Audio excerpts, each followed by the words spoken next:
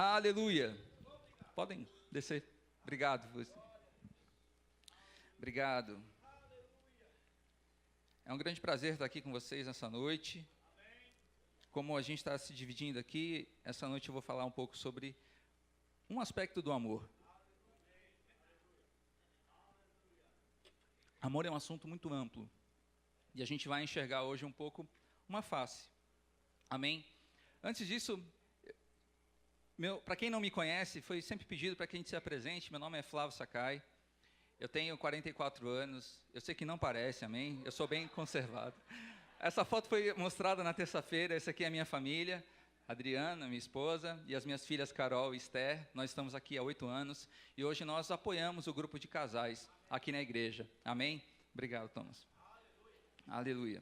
Eu queria que vocês começando abrindo comigo em 1 João 4, no versículo 8. Nós somos uma igreja bíblica, uma igreja da palavra. Eu sei que é um versículo que a maioria conhece, mas pode ser que alguém não conheça. Então, por isso eu quero que vocês abram. Na Almeida Revista Atualizada que eu vou ler.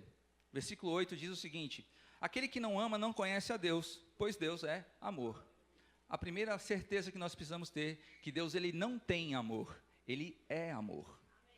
Ele é a manifestação exata e Cristo se manifestou dessa forma plena, completa. E nós temos um bom modelo pelo qual nós devemos nos perseguir e seguir para sermos iguais. Amém? Aquele que diz que ama plenamente no amor, puxa vida, talvez, vamos ler aqui um texto e a gente vai talvez enxergar que a gente tem alguma coisa ainda para mudar. Amém? Abra comigo em 1 Coríntios, no capítulo 13. Eu creio que é o capítulo que fala muito bem a respeito do amor. E eu creio que nós vamos ser acrescentados nessa noite. 1 Coríntios 13, eu vou ler a partir do versículo 4. E eu creio que cada parte do amor que é explicado aqui, daria uma boa ministração. Então eu vou ter que pegar apenas um trecho dele. Aqui começa assim: o amor é paciente. Quem crê que já tem a paciência de Cristo?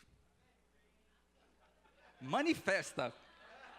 Eu sei que você tem a capacidade de chegar lá, mas você fala assim: uau, Senhor, eu não estou ainda andando. Talvez hoje você ainda manifestou uma pouca falta de paciência em algum momento. Amém? Então eu falo: puxa, nesse aspecto eu não estou, mas eu quero crescer. Amém? Você está num bom lugar para poder crescer nessa paciência. Ele é bom. Eu tenho alguns aspectos de bondade. Igual a Deus, igual ao padrão que Ele estabelece. Bom, talvez eu e você tenhamos que rever o nosso padrão de bondade. Mas devemos perseguir em sermos bons como Ele é. Fala que o amor não arde em ciúmes. Não quer dizer que Ele não tem ciúmes. Ele não arde em ciúmes. A ponto de ser cego, é meu a todo custo. E às vezes você tem um ciúminho. Você fala: pai, não me faz bem. Mas eu sei que você ama alguém, alguma pessoa e quer ela ter perto. O Espírito Santo nos ama assim também. Amém? Não se ufana ou não se enaltece. Como eu sou bom, olha o que eu fiz. Às vezes a gente não fala, mas pensa, ou sente. Né? Então, é algo para a gente meditar. Fala assim: ele não se ensoberbece, ele não é orgulhoso. Se não fosse eu fazendo, a gente não teria chegado do outro lado. Não se conduz de forma inconveniente ou indecorosa, ultrapassando limites. Não procura os seus próprios interesses. Muitas vezes as pessoas se conectam a outros porque o que ela pode me dar. Mas no fundo, e não há problema de você quero a influência dela sobre a minha vida. E eu creio que é uma motivação maravilhosa você se conectar a alguém porque ela tem algo a lhe acrescentar. Mas aqui fala de um outro tipo de interesse. Não o que ela pode te dar, mas o que ela pode te dar além daquilo. Eu quero me conectar com você por causa disso, mas você quer outras coisas. Amém? E às vezes, na nossa vida, você vai conhecer pessoas que caminham por esse caminho, por esse aspecto. Olha quanta coisa sobre o amor. Né? E quando eu falo, eu ando plenamente em tudo isso, talvez a gente repense. Amém? Eu sei que eu não estou nesse nível. Não se exaspera, provoca a ira, queima de raiva, ou levanta contendas. Está vendo o que fizeram comigo? Assim, assado. Você pode ter até uma motivação, mas o amor ele não faz isso. Não se ressente do mal, anda rancoroso. O pastor Antônio comentou sobre o rancor. Rancor é como uma doença, ela te consome. E o padrão do amor não é esse. Não te faz bem. Não se alegra com a injustiça. Bem feito. Ainda fala a palavra, né? Assim, ó, ele plantou, está colhendo. É. Mas essa não é a motivação correta. Amém? Mas regozija-se com a verdade, ou se alegra com a verdade. O amor se alegra com a verdade. E essa noite vai ser sobre esse assunto aqui. O amor se alegra com a verdade. E um dos aspectos da verdade que é falado aqui, não é você somente ser verdadeiro, falando, não mentir, mas sinceridade de mente, sinceridade de pensamento. Será que todos nós falamos para todo mundo aquilo que pensamos? Será que somos tão verdadeiros daquilo que estamos sentindo ou passando? Ou nós seguramos? E eu sei que existe um padrão. Deus, Ele conhece. Ele sonda o nosso coração, Ele sonda os nossos pensamentos. E vamos avançar um pouquinho em relação a isso. Eu vou desenvolver um pouquinho nesses 35 minutos. E eu creio que nós seremos abençoados. E o resto é tudo sofre, tudo crê, tudo espera e tudo suporta. Para cada uma dessas vírgulas e palavras que estão aqui, teriam bons assuntos para falar sobre o amor. E eu sei que até a volta de Cristo nós vamos estar sendo desenvolvidos em tudo isso. Amém? Então fiquem tranquilos que eu não estou nesse nível e eu me coloco aqui como se todo mundo no mesmo nível de vocês, apenas para compartilhar uma visão. Todos nós estamos crescendo em alguma área. Amém? Então eu falo assim, aquele que está com o microfone pregando, falando, ele está crescendo também. Sempre, sempre. Amém? E a gente espera um dos outros sermos acrescentados, como eu recebo de quem sobe aqui e fala a palavra de Deus. Amém? Deus, Ele se move no nosso meio dessa forma. Abra comigo em Salmo 139, por favor.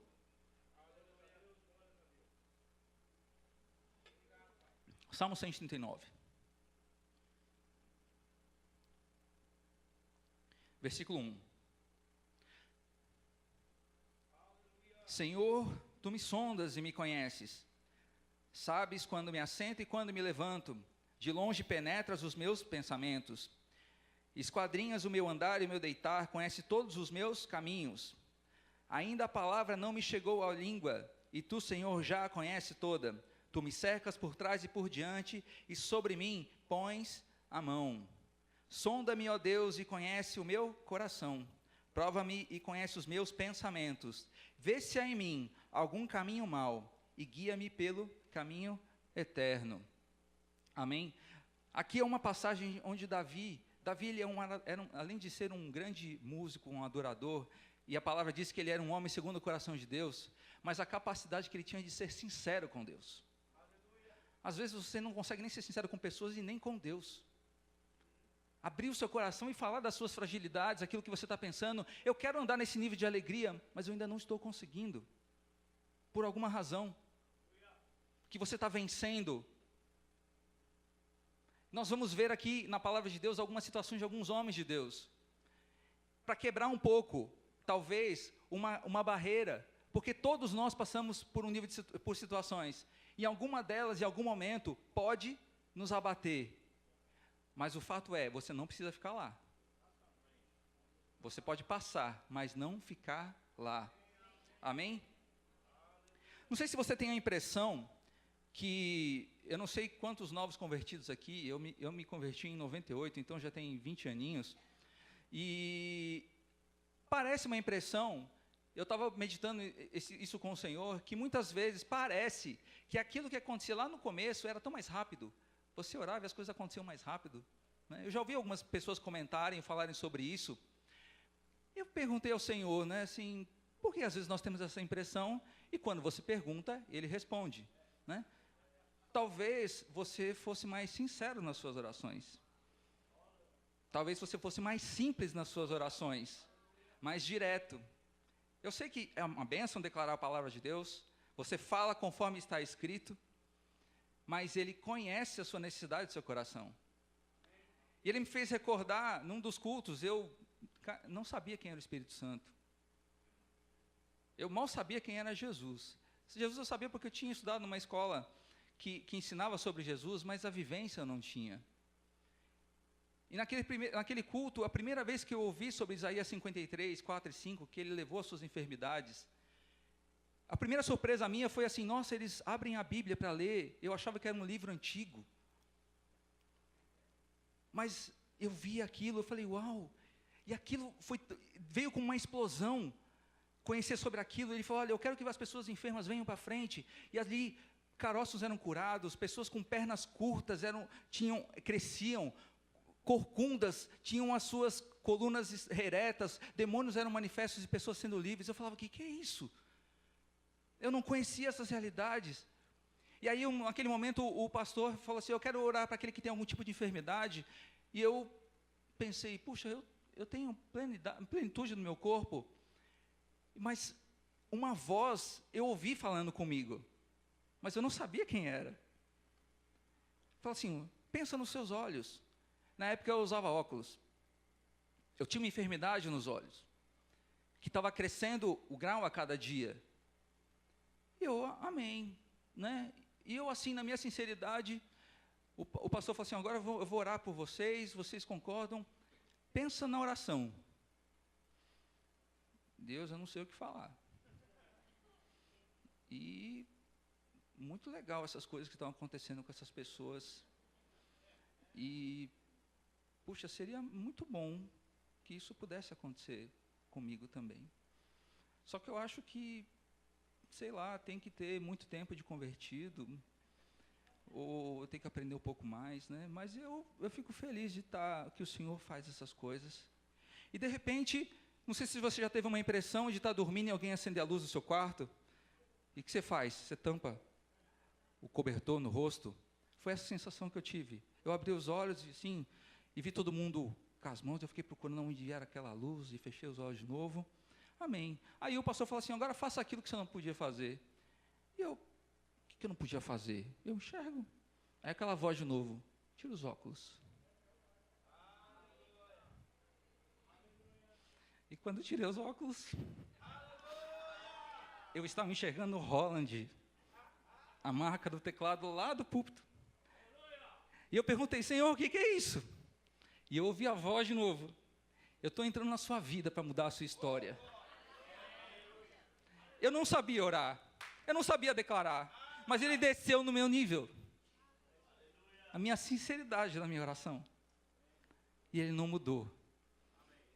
É claro que nós esperamos, quando nós estamos crescendo, que nós avancemos, mas ele não muda. Abra comigo 1 Reis 19.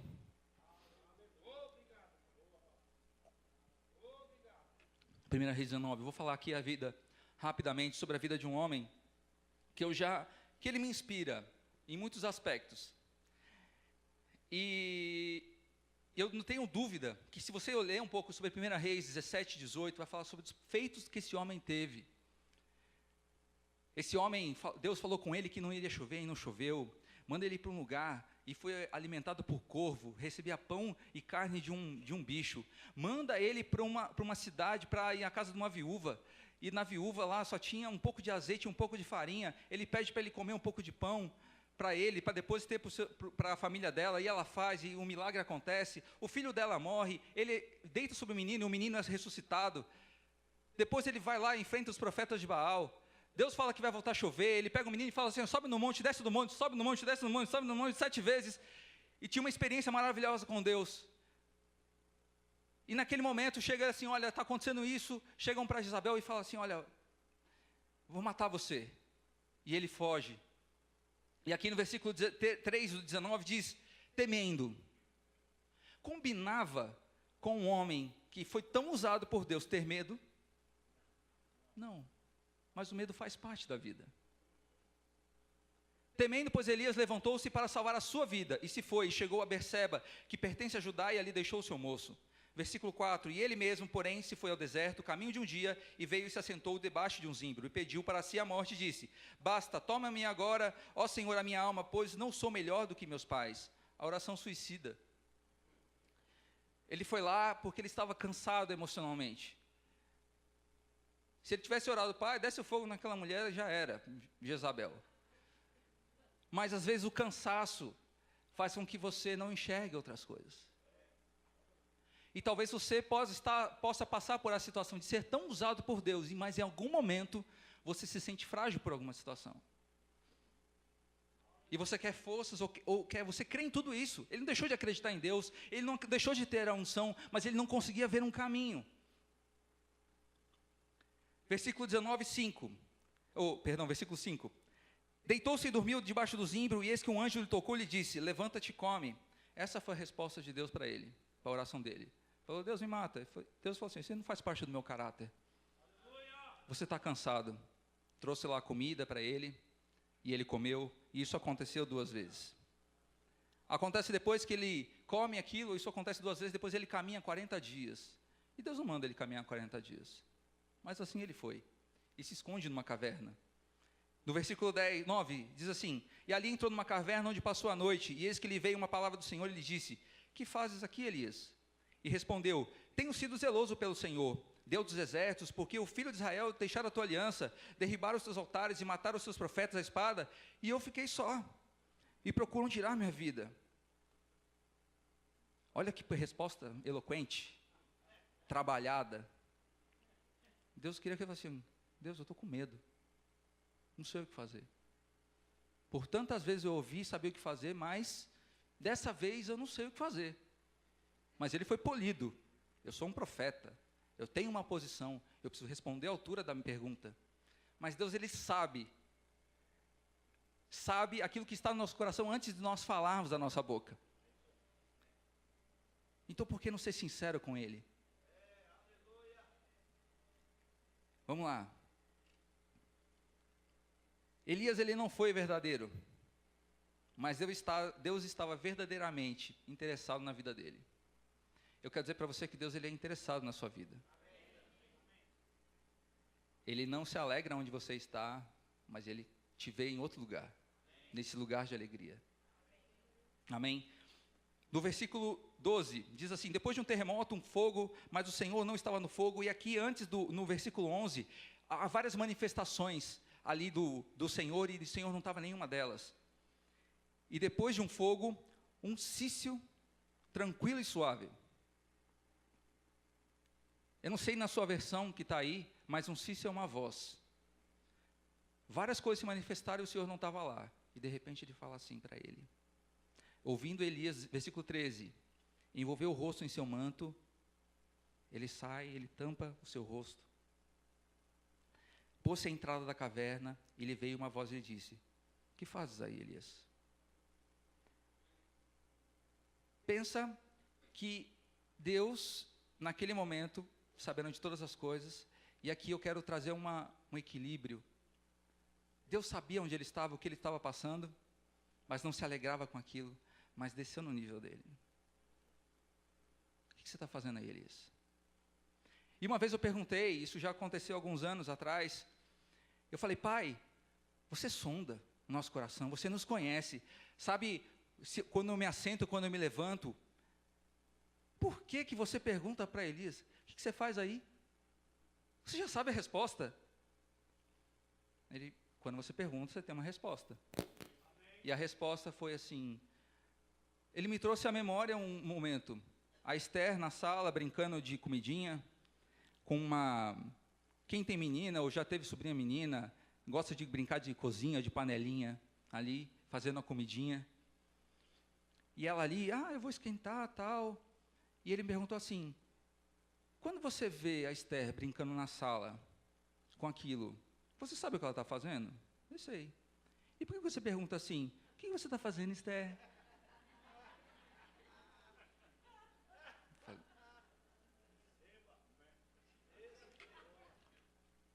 Aí eu falei assim: porque eu quero entrar no mundo dela. Eu quero fazer parte do mundo dela.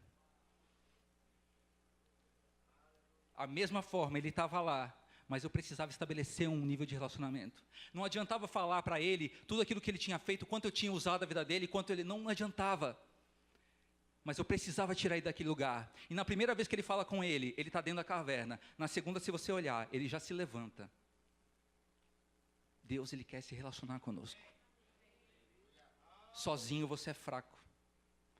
Junto com pessoas você é forte. E a outra coisa que ele falou no meu coração foi exatamente isso. Elias precisava falar, pôr para fora. Ele não pôs tudo, mas ele colocou alguma coisa aqui que era verdade. Ele estava sentindo sozinho, que subentendia tantas outras coisas. E Deus, Ele quer nos alcançar em todas as coisas. E nós sabemos o fim da vida de Elias, que foi muito diferente desse momento. Amém? Queria que você abrisse comigo em 2 Reis 5, versículo 1. 2 Reis 5, 1.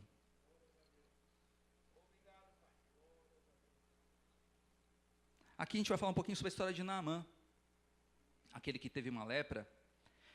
Versículo 1, Naamã, comandante do exército do rei da Síria, era grande homem diante do Senhor, e muito conceito, porque era o Senhor e dava vitórias, porque por ele o Senhor dera vitória à Síria, e era ele herói da guerra, porém leproso. A gente sabe que depois disso vem uma menina cativa, fica lá na casa e fala, olha, eu conheço alguém lá de Israel, do profeta, que pode curar esse menino, pode curar o Naamã. E ele vai lá, um rei escreve uma carta, vai para o outro rei, e o rei lá fala, o que eu posso fazer no seu lugar?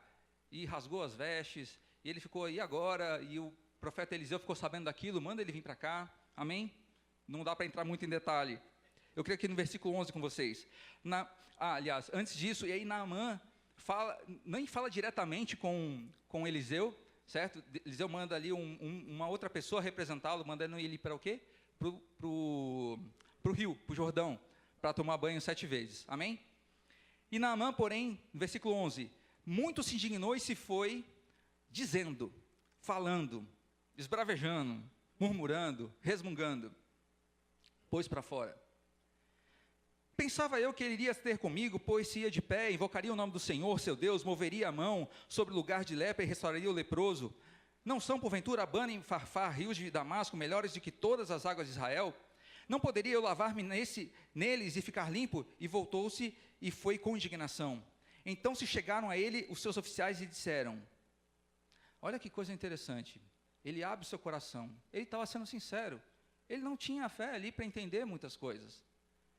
Mas que bom que ele abre a boca perto de perto de pessoas que puderam influenciar e dizer o seguinte, meu pai, se te houvesse dito o profeta alguma coisa difícil, acaso não farias?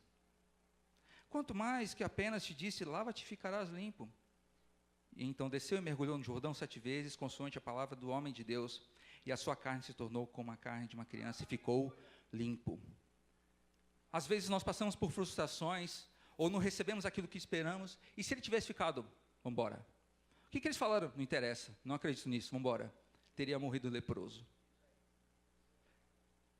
Talvez na sua maturidade você não entenda algumas coisas, mas quem sabe você tenha perto de você pessoas que estão como Naamã aqui, com algum tipo de doença, e você seja que nem esses oficiais.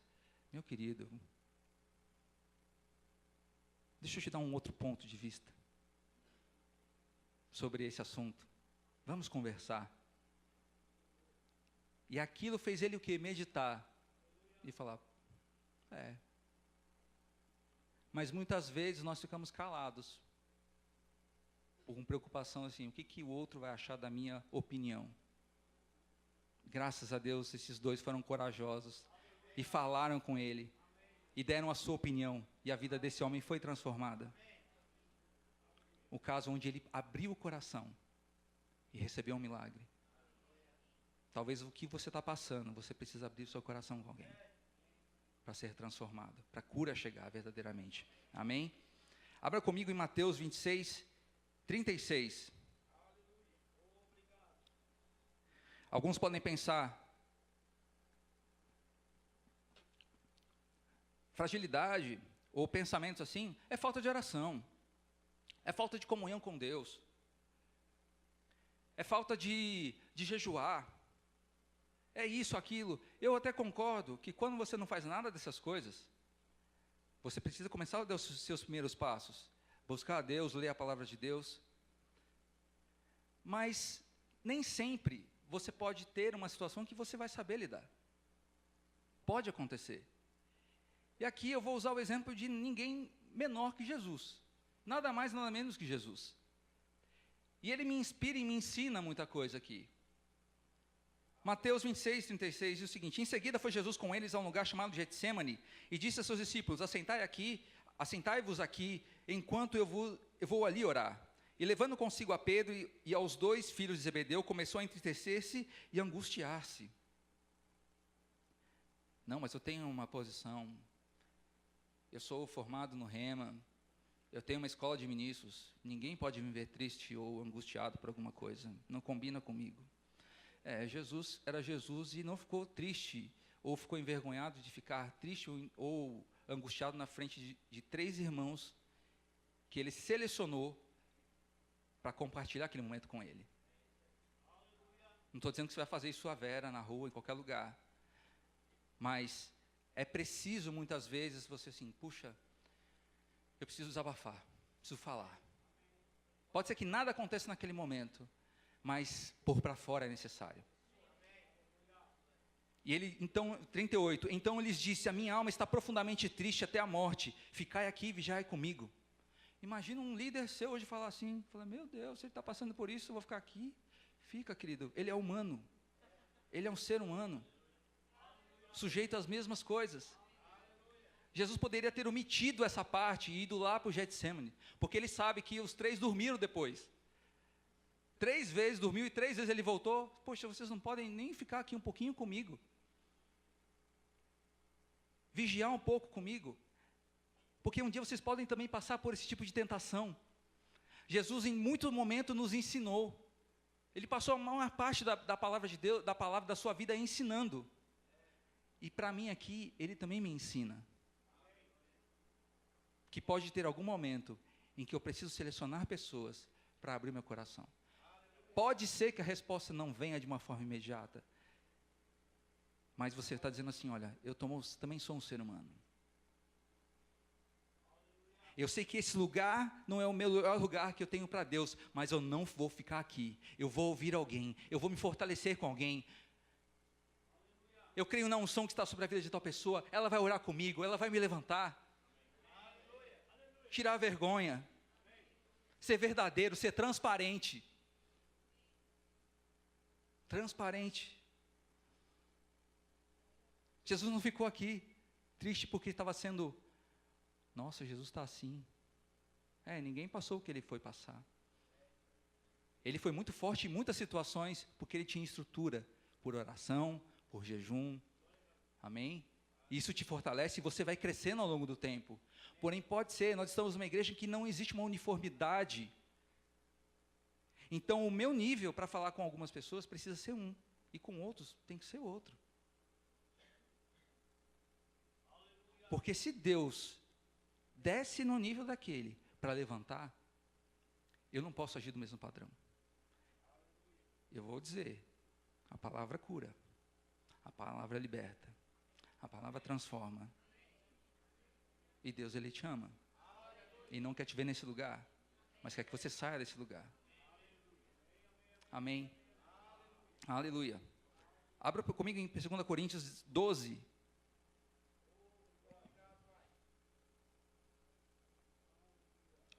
Segundo carta aos Coríntios 12, no versículo 6, eu vou ler para ganhar tempo.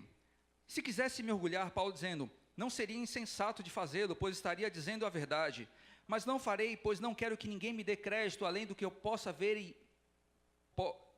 me dê crédito, além do que pode ver em minha vida, ou ouvir em minha mensagem, ainda que eu tenha recebido revelações tão maravilhosas. Portanto, para evitar que eu me tornasse arrogante, foi-me dado um espinho na carne, um mensageiro de Satanás, para me atormentar e impedir qualquer arrogância. Em três ocasiões, supliquei ao Senhor, orei ao Senhor, pedi ao Senhor, que o removesse, mas ele me disse, minha graça é tudo do que você precisa.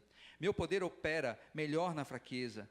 Portanto, agora fico feliz de me orgulhar nas minhas fraquezas, para que o poder de Deus opere por meu intermédio. Por isso aceito com prazer fraquezas, insultos, privações, perseguições e aflições que sofro por Cristo, pois quando sou fraco, então é que eu sou forte.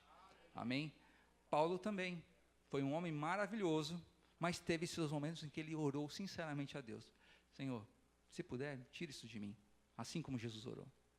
Ele teve uma resposta segundo a sua estrutura. A minha graça te basta. O meu poder opera na sua fraqueza. Quando você é fraco, você é forte em mim. Quando você se sente fraco, assim, Senhor, eu preciso do Senhor. Está além das minhas forças. Às vezes é um diagnóstico que você não sabe como lidar. Você sabe que é curado, mas você é abatido por aquilo. Você sente o baque. Pegue alguém que creia junto com você. Amém? Ah, mas o que vão pensar se eu pedir oração em relação porque eu não estou crendo tanto em relação a isso? Deus, Ele sonda o seu coração. E eu sei que você vai sair disso muito mais forte. Amém? Gálatas 6. Eu vou ler aqui para ganhar tempo, na Bíblia Viva. Gálatas 6:1. Eu vou ler ontem, Romero, no nosso encontro, acabou compartilhando isso aqui, eu achei uma bênção. Queridos irmãos, se um cristão for vencido por algum pecado, vocês que são de Deus devem ajudá-lo, com mansidão e humildade, a voltar ao caminho certo, lembrando de que da próxima vez pode ser um de vocês a cair no erro. Partilhem as dificuldades e problemas um dos outros. Aqui um parênteses, talvez o que tenha acontecido, você tenha até se juntado, mas é para falar um problema de um dos outros, de quem está falando, e não dos outros. Né? Então eu me junto para falar dos outros. Não, fala dos seus, um dos outros. Amém? Essa é a interpretação. Obedecendo dessa forma a ordem do nosso Senhor. Se alguém pensar que é importante demais para se sujeitar a isso, está enganado a si próprio e na realidade é um João ninguém. Uau! Abra comigo em Provérbios 27:17.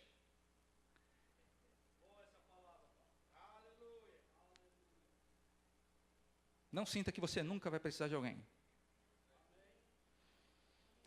Provérbios 27:17.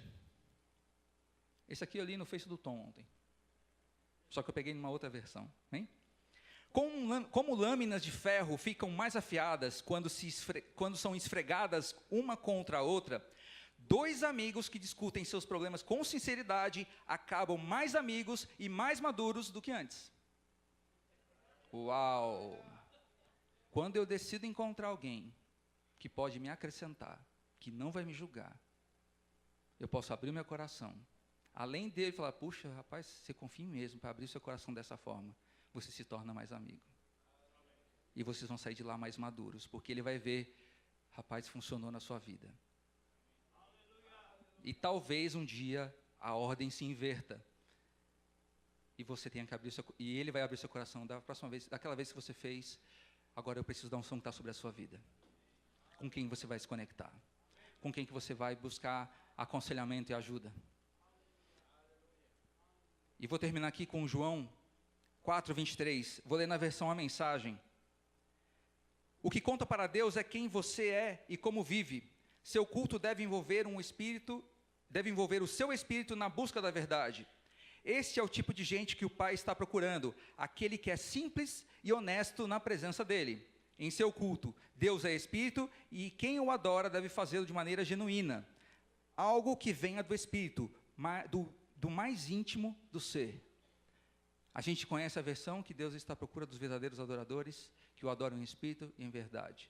Como adorá-lo de verdade se não somos verdadeiros com Ele? Com aquilo que estamos pensando.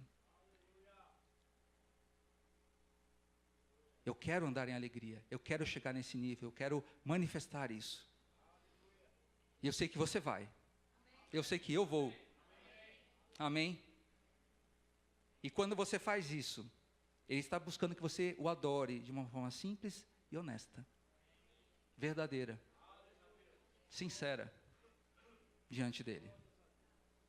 Ele conhece a nossa estrutura. Ele sabe aonde nós estamos. Amém? Eu queria chamar o grupo de música. Rapidinho. Eu corri um pouquinho, mas eu consegui cumprir tudo aquilo de uma forma resumida, o que eu queria passar. Talvez nós conheçamos um padrão de Deus. Queremos na fé, queremos em tudo. E eu confesso, vou falar uma coisa aqui abertamente a vocês. Esses dias, umas 2 semanas atrás, entraram na casa dos meus pais, 3 ladrões. Abriram a janela, entraram dentro da casa, renderam a minha irmã, renderam meu pai, renderam a minha mãe. E meu pai vem sofrendo.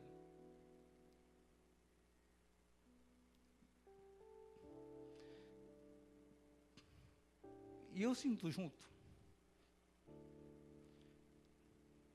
Minha fé não diminuiu, eu agradeci a Deus pelo que aconteceu, porque Ele foi livre. Mas uma dificuldade de falar, uma dificuldade de abrir o coração. Pai, eu não quero sentir isso que eu estou sentindo.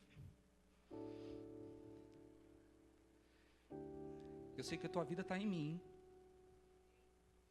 E eu comecei a buscar Deus. E eu comecei a ler 1 Coríntios 13. E veio toda essa mensagem.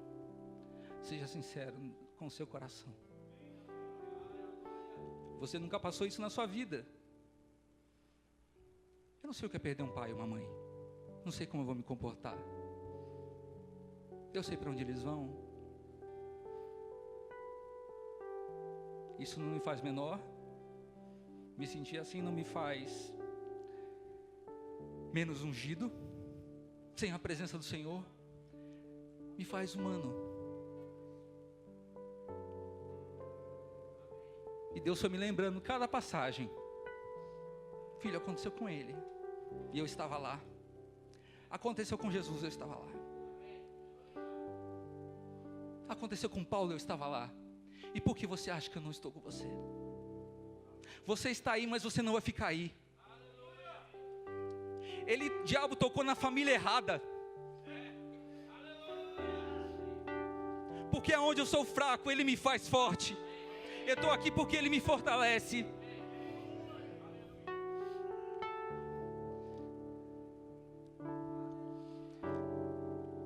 Inicialmente eu não me senti em condições. Mas o Teu poder, Pai, opera na minha vida. E eu vou sair desse lugar muito mais fortalecido. E talvez um dia eu encontre uma pessoa numa mesma situação. E eu vou dizer a ela assim: olha, eu já estive nesse lugar. Mas eu também sei o que é sair desse lugar. Você não vai ficar aí sozinha. Obrigado por ter compartilhado comigo. E você vai vir comigo. Vai ser diferente. Eu vou orar com você. Assim como Deus veio para Elias. Assim como aconteceu com os outros homens. Isso vai se manifestar. Feche seus olhos.